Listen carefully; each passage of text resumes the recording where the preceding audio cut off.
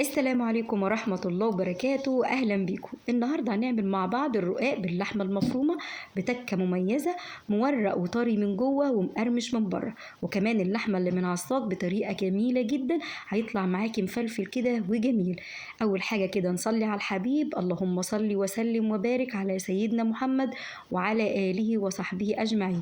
ولو أول مرة تشاهدوا القناة اضغطوا سبسكرايب وفعلوا الجرس، ولو عجبكم الفيديو اضغطوا لايك. ونقول كده بسم الله الرحمن الرحيم.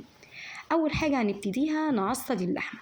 اول حاجه كده معايا حوالي 4 معالق كبار من الزيت، يسخنوا كويس جدا. هنزل اللحمه المفرومه الاول واديها الصدمه بالطريقه دي، ونبتدي ان احنا نقلب فيها كويس جدا لحد ما لون اللحمه معانا يتغير. احنا حطينا اللحمه المفرومه الاول، جربي بس اللحمه من عصاك بنفس الطريقه وهتطلع معاكي ريحتها وطعمها جميل جدا، وكمان هتطلع معاكي مفلفله مش متكتله كده كتل كتل. خلاص، اول ما لونها اتغير معايا بالطريقه دي هنعمل حفره كده صغننه في النص، وهننزل معانا كده نص معلقة صغيرة من التوم المهروس، يعني فص واحد كده من التوم. هتدوقيه كويس، او التوم عندنا اللي احنا مخزنينه. هتنزلي كده نص معلقة من التوم وتقلبيه كويس قوي، هيديها ريحة حلوة وطعم حلو وهتبقى كمان مميزة. كل حاجة هتحطيها لازم تديها كده تقليبة وتسيبيها شوية في النار. بعد كده معانا البصل بقى تفرميه، تقطعيه على ايديكي، تضربيه في الكبة براحتك خالص زي ما انتي ما بتحبي. قد ايه بصل؟ النص كيلو عليه كده بصلتين كبار. خلاص، هننزلهم ونبتدي ان احنا نديهم تقليبة كويسة، ونبتدي كده ان احنا نقلب البصل مع اللحمة المفرومة ونص معلقة من الثوم المهروس. تديها تقليبة محترمة كده لحد ما يبتدي لون البصل يدبل معاكي. كل حاجة زي ما بتحطيها كده، أول ما تحطيها لازم تسيبيها شوية تديها حقها كده في التقليب وتسيبيها على النار. عندك بقى فلفل ألوان ممكن تحطيه في المرحلة دي، أو الفلفل الكوبي براحتك خالص. دلوقتي كده بقى هنبتدي ان احنا نحط البهارات. معايا أول حاجة نص معلقة من الفلفل الأسود، ومعايا نص معلقة من الجنزبيل، او اقل كمان من نص المعلقه اهو. خلاص، ومعايا بقى معلقه كده صغيره مليانه من السبع بهارات. ما عندكيش 7 بهارات، حطي معلقه من بهارات اللحمه او بهارات الكفته. المهم ان انت تحطي لها كده، يعني 7 بهارات دي يبقى فيها اكتر من نوع من البهارات. طبعا هما 7، فبيبقى بيغنيكي ان انت تحطي اكتر من نوع. بيدي بقى ريحه حلوه كده للحمه، وتبتدي ان احنا نقلبها كويس قوي.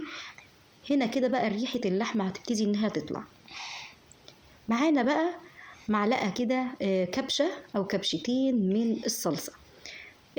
ما فيش صلصة، معلقتين من الصلصة اللي هي المعلبة، بيدي طعم بقى مختلف كده للحمة اللي من عالصاج. ونبتدي كده اللي احنا نديها تقليبة. كل ده احنا لسه محطناش الملح، بالملح بنحطه آخر حاجة. هنا كده هتكون خلاص اللحمه معاكي استوت. لو لقيتيها لسه ما استوتش ممكن تحطي لها بق من الميه، بس هي كده استوت. نحط لها بقى معلقه الملح ونديها تقليبه ونسيبها لحد ما تبرد. خلاص، هنا بقى الشوربه للرقاق. معايا بقى هنا كده شوربه سخنه بتغلي، حطينا معلقه كبيره من البيكنج باودر. يبقى هنا الشوربه بتغلي، حطينا معلقه كبيره من البيكنج باودر، وهنبتدي ان احنا نقلبه كويس جدا ونتاكد ان هو داب معانا. الشوربه بتغلي، البيكنج باودر كده وهي بتغلي بيتفاعل، لكن لو حطيتيها وهي بارده مش هتفاعل معاها. البيكنج باودر ايه لازمته؟ هيخليها معايا بقى كده مورقه وطريه من جوه. هنسيبها بقى لحد ما تبقى دافيه فتره كده شويه، تقدري ايدك تستحملها. خلاص، مش هنشتغل فيها وهي سخنة، عشان لو اشتغلنا فيه وهي سخنة الرقاق هيتهرى معايا كده وهيبقى معجن. هو ده اللي هيخليها معجنة معاكي. يجي بقى هنا دي بقى السمنة اللي انا كنت عاملاها معاكم قبل كده. دي السمنة الفلاحي اللي احنا عاملينها في البيت، اللي احنا بنحوشها من وش اللبن. مش طبعا ما فيهاش اي غش ولا حاجة، ريحة بقى وطعم حاجة اخر حلاوة يعني. خدنا كده 4 معالق بس من السمنة وهنشيلها خلاص. يبقى الرقاق ده هنعملوه ب4 معالق بس من السمنة. والشوربة سيبناها لحد ما خلاص، بصي الأول كانت مطلعة دخان، دلوقتي خلاص بقت فترة. نقدر اللي احنا نشتغل بقى فيها. معايا بقى هنا كده الصينية اللي احنا هنشتغل فيها، صينية صاج براحتك زي ما انتي حابة. هنبتدي ناخد بقى معلقة كبيرة من السمنة من الأربع معالق اللي احنا كنا واخدينهم، معلقة كبيرة أو معلقة ونص كده كده يعني. وهنبتدي اللي احنا ندهن الصينية من الجوانب كويس قوي، هو ده اللي هيديها اللون المحمر من القاع بتاعها. هي المعلقتين السمنة اللي انت هتحطيهم في الصينية، يعني ما تبخليش في السمنة هنا. هنا هنبتدي بقى اللي احنا كده نكسر الرقاق ونشربه بالشوربة، ونبتدي ان احنا نسويه، وبين كل طبقة وطبقة ندهن كده بالفرشة من السمنة. طبعا الفرشة بتاخد أقل كتير من المعلقة. خلاص، هي الصينية كلها هنستخدم فيها الأربع معالق من السمنة. هنبتدي كده بالطريقة دي كده سهلة. واحنا بقى هنقعد بقى نظبط بقى هنا ده كده، الحتة دي واطية دي عالية، نظبط فيها وندهن بين كل طبقة وطبقة. معايا بقى هنا اللحمة المفرومة بالطريقة اللي احنا عملناها. بصوا اللون والطعم والريحة روعة ومفلفلة معانا ازاي، ما فيهاش اي تكتلات. تقدري ان انت تعمليها كده وتحفظيها كمان في الفريزر، لما تكوني حابة ان انت تعملي اي حاجة باللحمة من عصاك طلعيها على طول.